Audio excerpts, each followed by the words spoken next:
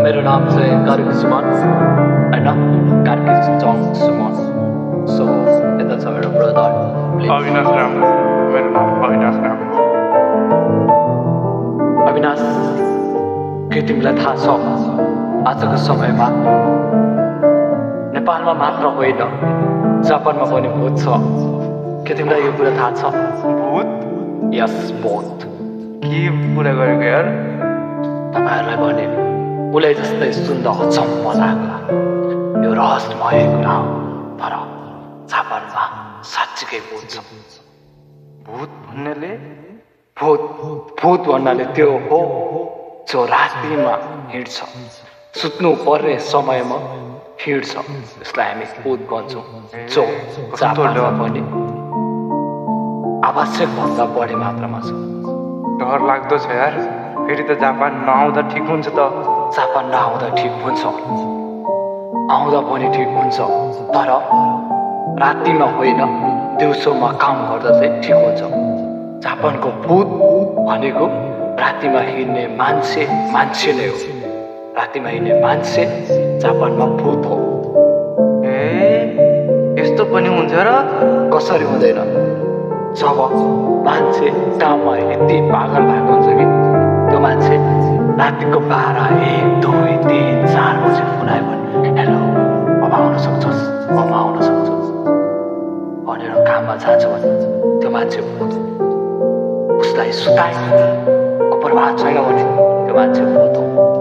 ए, यस्तो पनि हुन्छ? रातिको 2 बजे फोन आएर हिँड्न सक्छ? जापानमा प्राय नेपाली विदेशीहरूको जीवन यसरी नै चलिरहेको छ। त्यस्तो छ र जीवन साँच्चीकै कठिन छ। त्यसैले जापानमा आउने विदेशीहरू भूत हो। मैले सुनेको जस्तो नेपालको मान्छेहरू जापान आउँछ भने भन्छ त्यहाँ त पैसाको बोट हुन्छ रे। पैसा त गएपछि छाप्ने हो। यहाँ आएर भन्छु सुन्छु भूत भयो भने रे। के हो यो भूत? भूत जो रातिमा मात्र हिँड्छ, दिउँसोमा मान्छे हिँड्छ।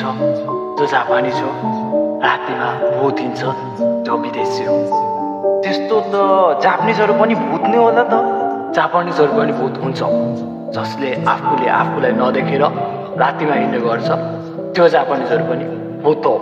तर यहाँ जापानिज भन्दा विदेशीहरू बढी भूत छन्। के होला त्यस्तो गाह्रो? भनेको मजबुरीहरू के होला त्यस्तो भूत हुने?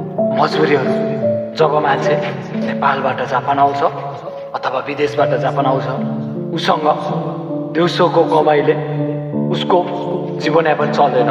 जापान त्यति नै महँगो छ र ऊ हरेक वर्षको हरेक दिन, 1 दिन, 2 दिन, 3 दिन नभनिकन प्रत्येक दिन राति 12, 1, 2, 3 रातिको अन्धकार त्यो रातमा काममा निस्किन्छ। सो उसको मेन्टल्ली टर्चर हो। दिउँसो सुत्छ, राति काममा निस्किन्छ। यसरी प्रत्येक दिन दोहोरिँदै जाँदा उसको मेन्टल्ली प्रब्लम क्रिएट भयो। ऊ साँच्चीकै भूत हो। यस्तो जीवन त कहाँ बाँच्न सकिन्छ मान्छे? हाम्रोतिर त दिनमा काम गर्ने, राति सुत्ने, आनन्द गर्ने हो। खासमा यो प्रकृतिको रुल नै त्यही हो कि रातिमा सुत्ने, दिउँसोमा काम गर्ने। तर यहाँ जापानमा त्यो लाइफ चल्दैन, किनकि यहाँ निकै महँगो छ र रातिमा आफ्नो निद्रा मारेर रातभर काम गर्ने मान्छेहरूको मात्र कमाइ बढी छ, जसले गर्दा मान्छेहरू रातिको पैसाको लागि आफ्नो जीवनमा मेन्टल क्रिएट गरेका छन्। जस्तै जापानमा बाक्का भनिन्छ। त्यो भनेको चाहिँ के हो?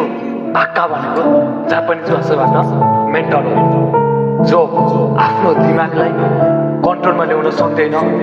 ऊ सधैँ रातमा काम गर्छ, अन्धकार रातमा घरबाट एउटा टर्च लाइट बालेर टिफिनमा थोरै खाना बोकेर ऊ त्यो रातिको 1 बजे टक टक टक पाइला चालेको हुन्छ। यहाँको कपडा पनि नेपालमा लगाउने सेतो कपडा, के तपाईँलाई थाहा छ नेपालमा मान्छे मर्दा कुन कपडा लगाउँछ? सेतो व्हाइट।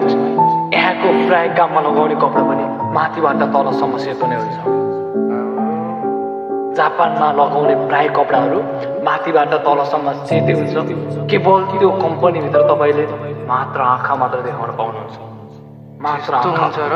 यस सबै सेतो हातमा पन्जा